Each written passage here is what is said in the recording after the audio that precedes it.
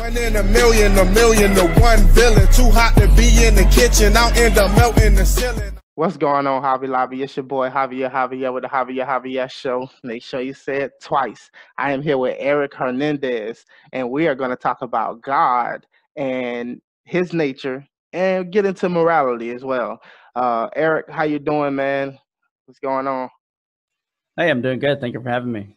Nice to have you. So you are a Christian, and I actually heard you on another platform, the Right to Reason podcast, and reached out to you, wanted to have this conversation about God's nature. Tell people a little bit about yourself and your experience when it comes to Christianity. Yeah, so like I said, I'm a Christian. I'm currently, I have the pleasure of working with the Baptist General Convention of Texas. I'm their lead apologist, and that encompasses pretty much all things apologetics, including doing conferences for them. Yeah, and so a little bit about myself with Christianity. I mean, growing up, I grew up in a church. So I could say I grew up in a Christian home. I was never atheist, but I had my doubts.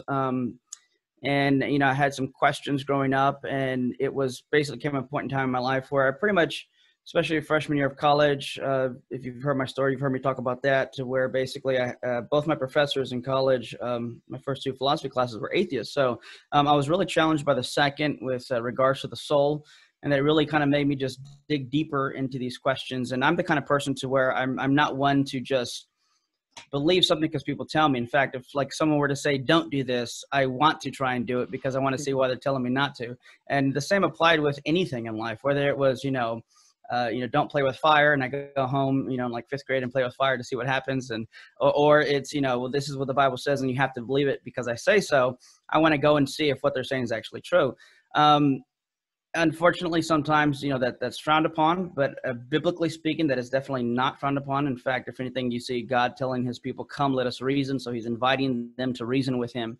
And, fast forward to 33 years later from being born, and here I am today.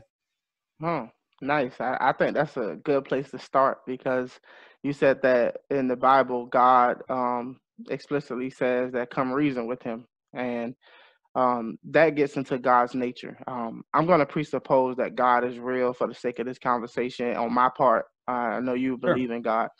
But let's jump back into Genesis when God said, do not eat from the knowledge of good and evil. And he explicitly told that to Adam and Eve not to do so. And that plays into how everything was a snowball effect into, original sin getting involved or whatnot. So why is the tree called the knowledge of good and evil? If God wants us to reason with him, wouldn't you need the knowledge of good and evil in order to actually reason with God? Not necessarily. I think ever since my son was born, even before he could talk, and he's still learning to talk now, he's 3 years old, I think he can reason even without having knowledge of good and evil.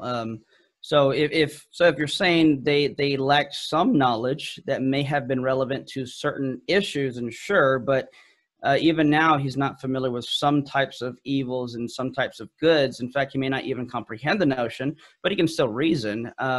And you're quoting from Genesis, where I quoted from was far later in the Bible, where he's talking to someone specifically. So yeah, I would say that there'd be nothing against reasoning with God that would be faulted by him asking them not to eat from the knowledge of tree of good and evil. All right. So to clear it up, if you don't have any knowledge of evil, because in a sense, in order to be able to reason, you have to have some kind of knowledge of the possibilities, or know the positive consequences of your reasoning or the negative consequences of your reasoning. If you don't have that evil aspect, what is it that Adam could actually reason with God about? He doesn't have anything to compare his logic to, because he doesn't know the alternative outcome of his actions or his way of thinking. Yeah, so I don't know if I'd agree with that. I suppose maybe you can unpack more what you mean by him needing to have that type of knowledge. But like, for example, to know that 2 + 2 = 4 doesn't require knowledge of, quote, good and evil. I'm also not exactly clear on what this knowledge of good and evil was. I know some people argue that there was that when they ate from that, they had experienced had an experiential knowledge of, quote, evil, because there are things you can know by experience, and there are things you can know perhaps by someone else telling you about it. Like if I've never been on a roller coaster, I can have knowledge of what that may feel like, but until I actually get on it, then I don't have that experiential knowledge. But I suppose I'm still unclear on what exactly this evil would have given him. And like I said, without this knowledge, were there some things he could not have reasoned about? Possibly, but I don't think it was anything relative to maybe what was needed there in the garden. Okay, all right, yeah. Let me try to clear up exactly what I'm asking. Like you use the example 2 + 2 = 4. You don't need to know good and evil in order to understand 2 + 2 = 4. But you do need to understand good and evil in order to understand right versus wrong. And in order to know that your answer is wrong about a particular subject, you must know what wrong is. If you don't have any understanding of the concept of being wrong, how do you know you're right about any particular subject when reasoning about anything?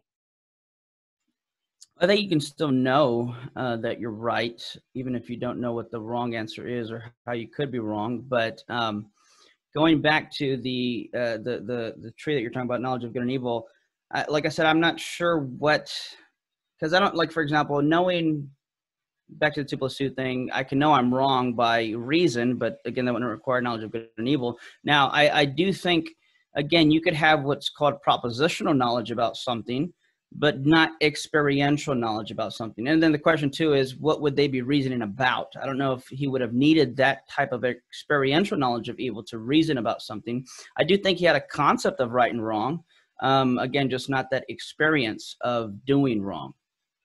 Okay. All right. So God's nature. How would you describe God's nature? Would you consider God to be good? Would you consider him to be loving, kind, just? Particular some of the actual, characteristics that the Bible describes. Is that what you would consider God to be? Yeah, absolutely. And I'm a big fan of what Anselm laid out as God as a greatest conceivable being. Sometimes it's called maximal great being theology. And it's basically the idea that God is the greatest being that you can possibly conceive of. So it's not that God is the greatest because like he wins by default and there's no other gods.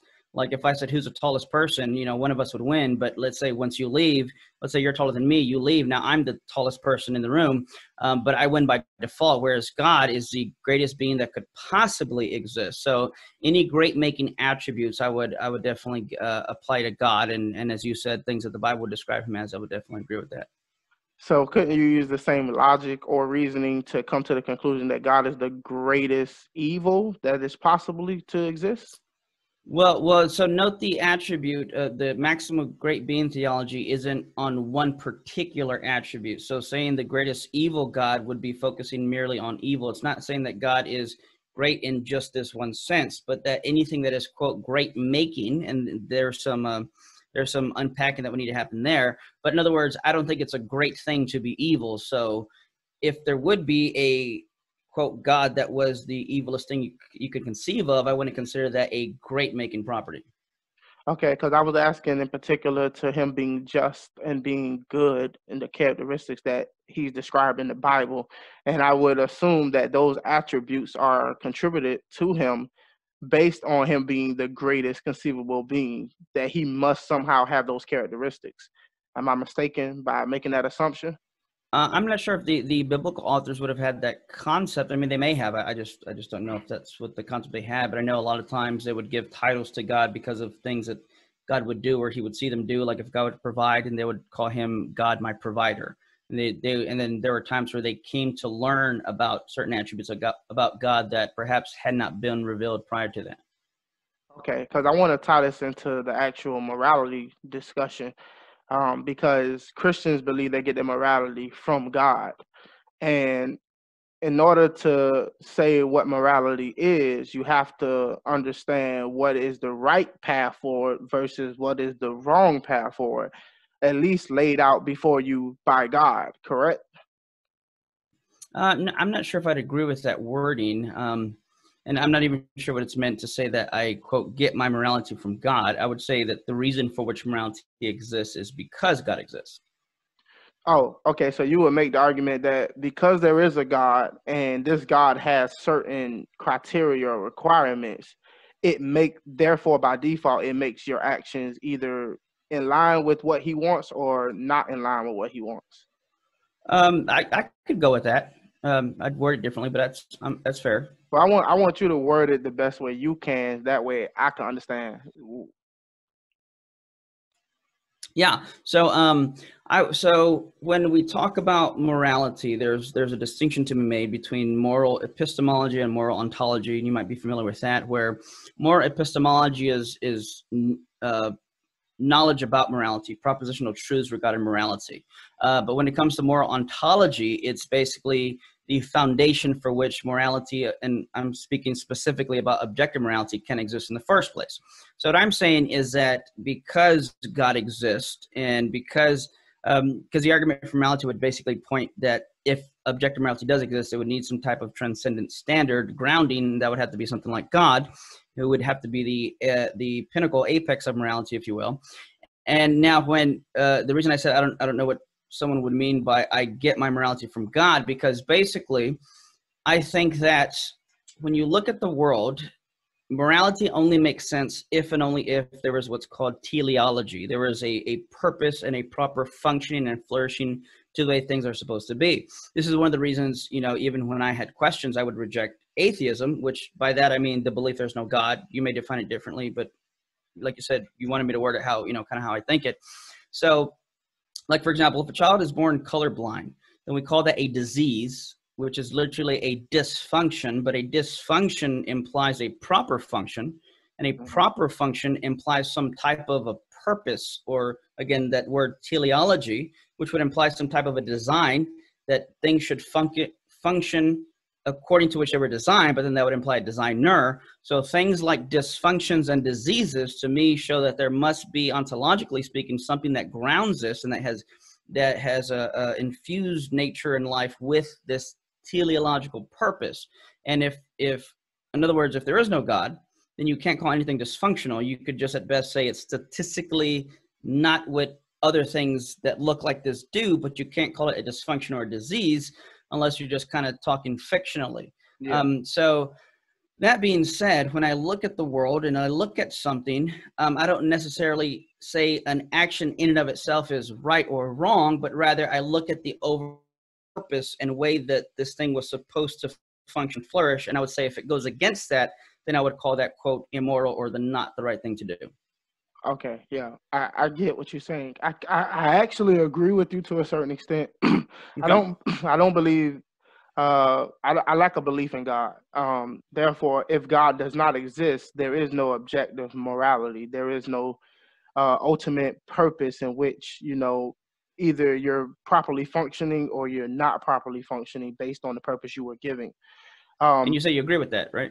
Yeah, I agree with that. I know most atheists would try to argue that there is some kind of morality without God that you can actually hold on to and ground. I don't accept that premise. I think everything is subjective all across the board. What's right for us right now may not be what was right 2,000 years ago. It's based on the context and the people who's having those discussions. When it comes to God's nature and morality, and that applies for everything you're saying? Every single thing on every single level. I know that you were discussing with Robert about, as far as the different levels of purpose in the world. And if the universe has no purpose, does that mean I love my wife or love my daughter, for example? But I reject all notions of purpose. I reject all notions of the universe having any purpose in general, even on the lowest level you can get it on. Because if the universe has no purpose, everything from top down has no purpose. I think that's the intellectually honest thing to say as an atheist. I appreciate that honesty there. Oh yeah, not a problem. So I agree with the Christian concept. But I also take it a step further though. This goes back into if God exists and God's nature is, let's say he intended things to be a certain way. I would still argue that God's own morality, or whatever it is God is that creates that objective morality, is still subjective. Because if your God was different, it would be a different standard. And it's only by default that he is what he is.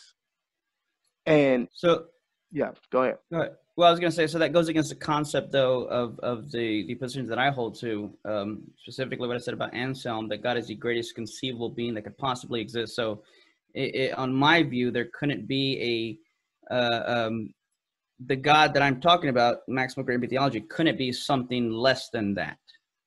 Well, I would have to ask you, how do you come to the conclusion that God is the greatest conceivable being?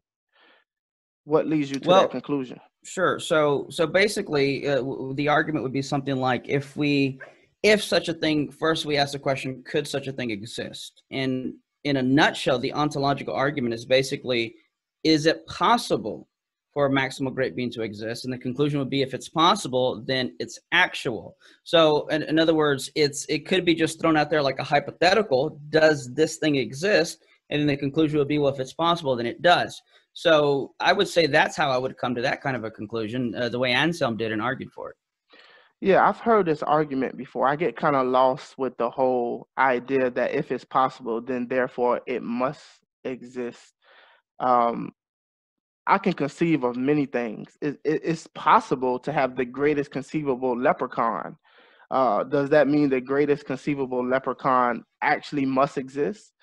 You can play that game with anything.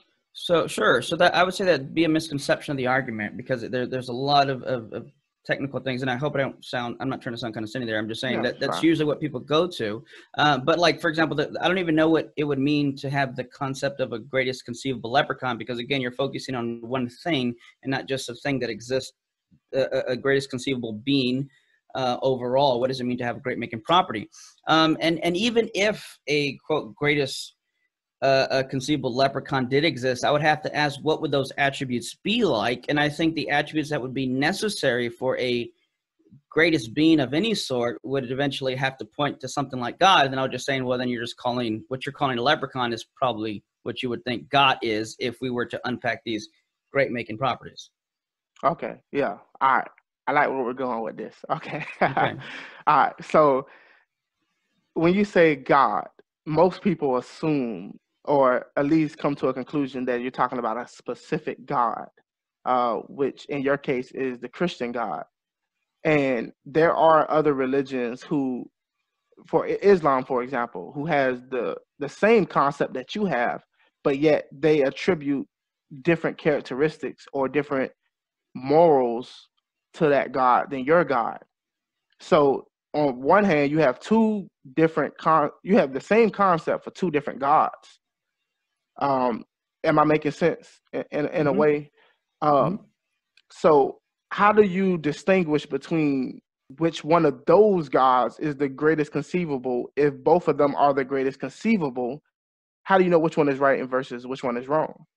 Yeah, I don't know if the Islamic religion would consider God greatest conceivable. They may. I just honestly don't know. And it would go down to, well, what properties are we talking about? So, for example, one of the reasons I would reject Islam is because I think a great making property is to be necessarily all loving. And when something is necessarily the case, then it cannot not have that attribute and continue to be what it is. In other words, so the number two is even, and I think that's a necessary attribute of the number two to be even.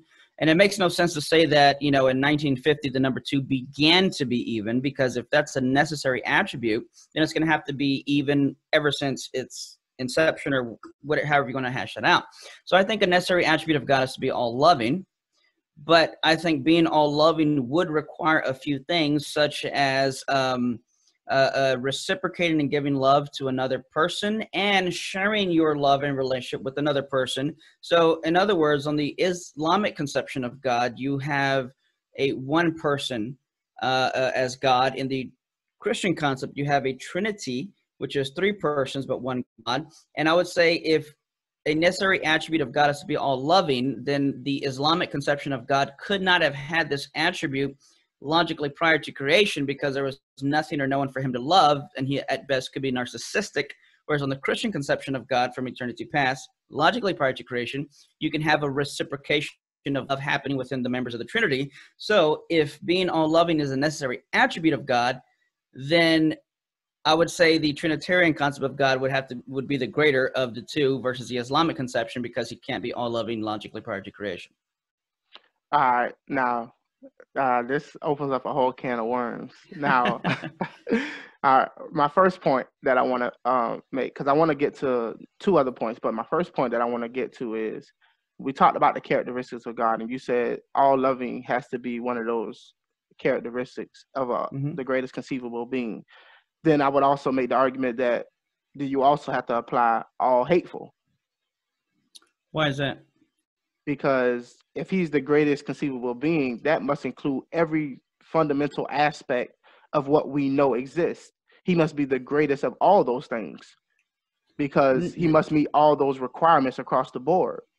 So, well, let me answer by asking it this way: do you think being hateful is a great thing? In certain circumstances, yes. Like what? If you're at war and you need to win a war, and if you hate your enemy, it may allow you to do what you need to do in a way that if you love your enemy, you may not be able to commit the acts that needs to be done. Well, I don't have a problem with taking life if I need to, but I don't necessarily have to hate the person in order to take their life, right? You don't necessarily have to love them. You don't have to love someone to treat them nice either. God doesn't have to. Right. Sure. Yeah, I agree with that. Now, I say that to say, in other words, so fair point that you're making. In some cases, maybe hate might be appropriate, and I would agree to an extent with that. Like, I think, so for example, I think God hates sin, but when we're talking about great making properties, we're not saying that like he's going to hate everything to the fullest degree. It's simply saying, what would a maximally great being be like? And I don't think being, quote, all hateful would be a great making property, though there might be some instances in which hate might be appropriate, like hating sin. So I wouldn't think that hate would have to be one of those things that is going to be, he's maximally hateful or something like that. Well, you can make the same argument for love as well. Love is not good in all circumstances as well. So sure, right. I can make the argument being all loving is not a great thing at all times. Sure. Well, when we say all loving, we usually mean with respect to people. And let me say it this way too. Hate is a deprivation of something good. So I don't think things that are deprivations of other things are, quote, great making properties. So, for example, truth is, that which corresponds with reality, but a lie is a deviation from truth.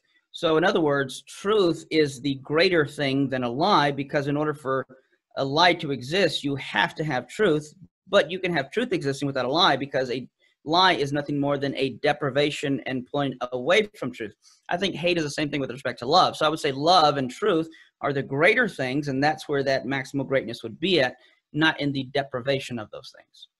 Well, you can have a lie without the truth. You could be misguided. You could be... Well, no, I'm saying in order for a lie to exist, if a lie is a deviation from truth, then you have to have a truth from which that lie is deviating from. So lies can exist unless truth exists. So truth would be ontologically greater than a lie, because a lie necessarily depends on the truth to exist. Okay. All right. So what I was trying to understand is, you made the statement that God must be the greatest conceivable being, and I was assuming that included all aspects of reality. He must be the greatest in all aspects of reality. Because in a way, it seems like your argument is based on a subjective argument. It's based on what you personally consider to be great. Like, why is love greater than hate? And one can make the argument that love is not always greater than hate. And you could play the same game and say, well, if God is going to be the greatest conceivable being, he must therefore, at least to some extent, understand what it's like to be the greatest hateful, or the greatest, I think that's the best way to put it, the greatest hateful being there possibly could be, because in order for you to understand certain things, you must understand other things. For example, you don't know what good is without evil. And the reason you don't know what good is without evil is because you have to compare it to something. I don't think so. Okay, what is it like to live on a planet without oxygen if you've never had oxygen? Well, why would that be relevant for me to know, though? In order to know what oxygen is, why would I have to know what it's like to not have oxygen? Because you wouldn't know, like, compared to, like, for example, red is red compared to what? If everything was red, it wouldn't be red. It would just be, you wouldn't know to say, oh, that's not red, because you don't have anything else to compare it to not red. You know what I mean? Like, you have to have the absence of something or understand what the absence of that thing is to truly compare it to something. So to compare it, sure, but not to know it. In fact, in order to even compare it in the first place, you have to know what it is prior to your comparison. Otherwise, you'd be comparing something you don't know about, but you have to know what it is before you can compare it, which means you can know a thing without knowing the absence of a thing. You could know something, but you could not subscribe characteristics to it because you don't know if it's not what you're describing. For example, then how would you know what it is? If I called you good, how would I know you're good unless I knew what not good was? Because what if you're not good and I don't know you're not good because I don't know what good is? I can't describe you unless I know what you're not, because I could be describing what you're not and thinking you are something you're not. Does that make sense? Kind of, but I disagree. Like, so for example, if I were to describe to you what my wife looks like and I said, go look for her, you wouldn't be looking for what she's not. You would be looking for what she is and what I have described. So you can know something without knowing the opposite of the thing that you know. Like I said, I would just disagree there. I don't think you need to know the opposite or the absence of something to know what the thing in question is. Well, I'll ask you this. If I went to find your wife and I ran across another woman who wasn't your wife, how am I supposed to know she's not your wife? Because I know what your wife is. So I think you're putting the cart before the horse. I think in order to know what something's not, you have to first know what it is before you can know it's not. Like, in order for me to know what my wife isn't, I have to first know what my wife is. Like, if I say, so do you speak Spanish?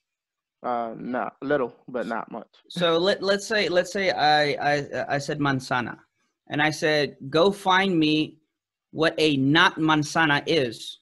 You wouldn't know what to look for because you don't know what a manzana is. You have to first know what a manzana is before you can determine what a not manzana is. So which in Spanish, it's apple. So in other words, before you can compare something or know what it's not, you have to first know what it is. But if you're going to say that you have to know the opposite before you can know it, then you're going to lead into an infinite regress. And then it's like, well, which one came first, the chicken or the egg? Did I know the not or did I know the is? But well, if you knew the not, you could always be mistaken. Like, well, right, but that's a separate question as to whether or not I can know the thing that I'm talking about. If I gave you an apple and I said, this is a banana, if you've never seen a banana, you would assume that this is a banana.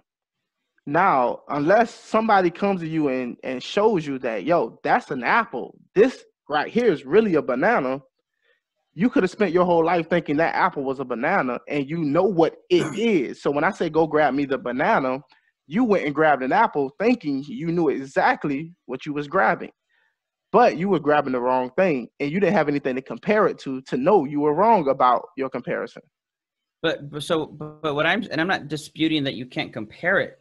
I concede in order to compare, sure, you might have to know what it's not. Even then, I don't know if I agree, but let's just say sure for now. But I can also say, here's an apple and show you an apple. And let's say you've never seen a banana. And when you see a banana, you know it's not an apple, even though you don't know what it is, but you know what an apple is. In other words, I can know what an apple is without knowing what a not apple is. You could, all right, this gets into a question of, what if that apple is really not an apple, but you know that it's an apple because you assume you know what that apple is, right? So I would believe that it's an apple, but I would be Yes. mistaken, because if I'm mistaken, it can't be considered knowledge. And the only way for you to know that you're mistaken about it being an apple is to find out that something else is in fact really the apple, and you've been wrong the whole time. Not necessarily. So, for example, let's say I'm looking at what did you say at first? You said this is an apple, but it was really a banana. Let's pretend I saw it, and then someone said, "Hey, that's not an apple," and I said, "Yeah, it is." And they said, "No, apples are red." And I look at it, I'm like, "Huh? Well, this isn't red, so it must not be an apple." So I can know that it's not an apple, even if I don't know what an apple is, because I know it has a characteristic, namely being red, that the banana doesn't possess. So yeah, you could be mistaken, but that's a separate question as to whether or not I can know something before I know what the opposite is. Well, yeah, I would just make the argument that you could think you know something until to truly know something, you must know for sure that it is what it is. And you're just acting under the assumption that you know what it is until proven wrong. Well, I don't think you have to know how you know something before you can know it.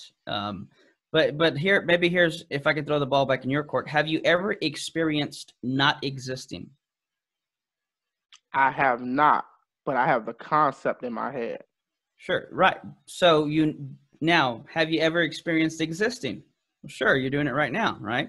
Yes. So you know what it's like to exist, even though you've never experienced non-existence. But I have to compare it to a concept in my head of non-existence.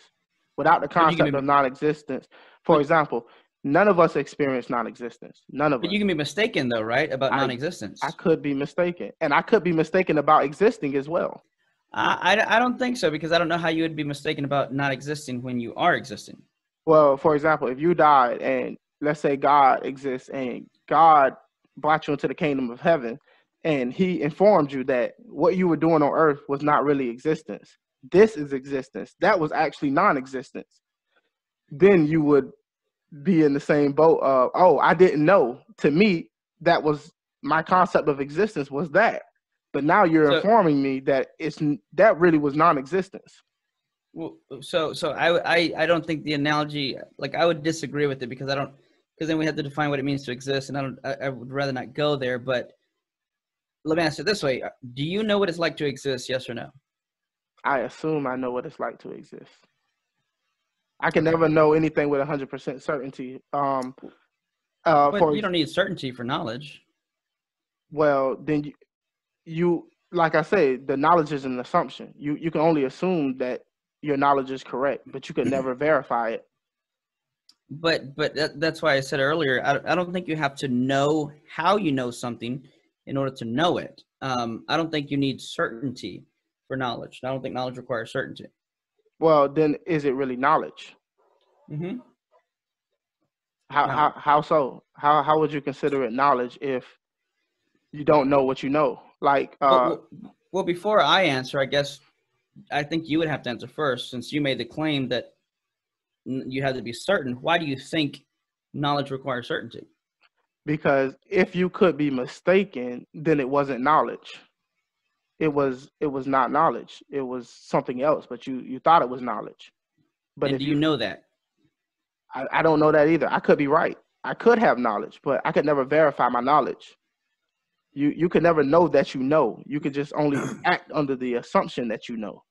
So, and I promise it's not a game here, but I think it makes a point. Yeah. Do you know that you could never know that you know? No. Like I said, you can never prove anything with 100% accuracy. The only thing you can prove with 100% accuracy. How do you know? I don't know. I'm acting under the assumption that with the best information that I have, I am willing to gamble on the fact that that my assumptions seem to be effective. But the only thing I could know with 100% accuracy is that something is happening. How so? If something's not happening, then how are we having this conversation?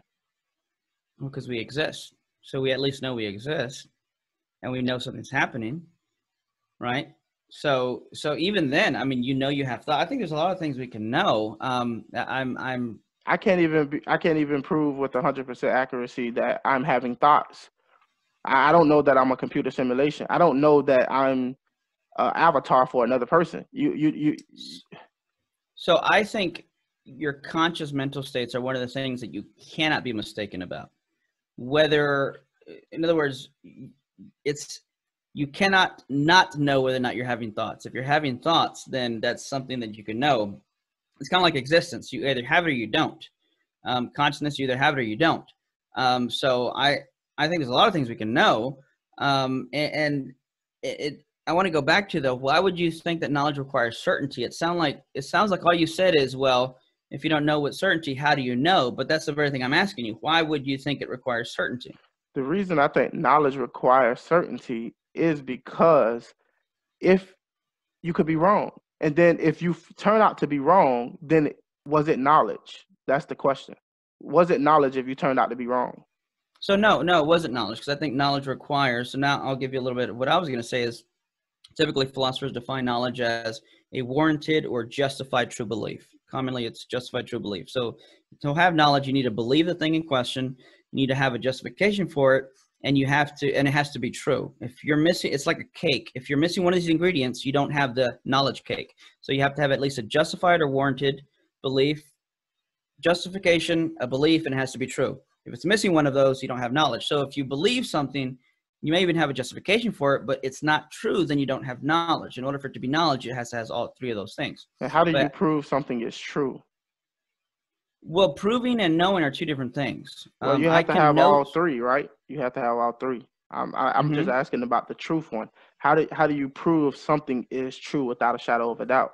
So, well, see, that's what I'm saying. I don't think you need certainty to have knowledge. You just need a rational justification, and it needs to be true. Now, again, I can know something even if I don't know that I know it. So, yes, you could. In other words, okay. You can know something and not know that you know it. I agree with you. Like I said, everything that we experience could be true, and we could know it. We could just never 100% verify that we know that we know. We must act under the assumption that what we're experiencing is true. Yeah. But I think you're just repeating yourself. But that's the thing I'm rejecting. I'm saying I don't think you need certainty. I don't see why certainty would be a requirement for knowledge. Because there's always an opportunity for you to be wrong, and then you will find out that it wasn't knowledge. That what you consider knowledge could turn out to not be knowledge, and you wouldn't know it. You wouldn't know that it's not knowledge until you know it. So we have to act under the assumption that what we have is knowledge. But if you turn out to be wrong, then you'll realize everything that you thought you knew was wrong, and it wasn't knowledge. Well, I agree with that, but I think we're just running in circles. Let's get back to God's nature. Let's get back. All right. Okay. That went on for a while. You know what? I want to get back deeper into it, but let's do it on the Patreon section. So if you want to plug yourself, if you want to tell anybody where they can find you or anything that you want to promote, please do so, brother. I appreciate that. Yeah, I mean, just YouTube channel, YouTube.com. Eric Hernandez. You can check me out on there, and that's where I try to occasionally post videos and stuff like that. That'd be the best place to look. Sounds good. Go check them out. Thank y'all for watching so much. Go ahead, like, subscribe, and share. If you want to see the rest of this conversation, please go to patreon.com/the Javier Javier Show, and we are out. 1 in a million to one villain. Too hot to be in the kitchen. I'll end up melting the ceiling.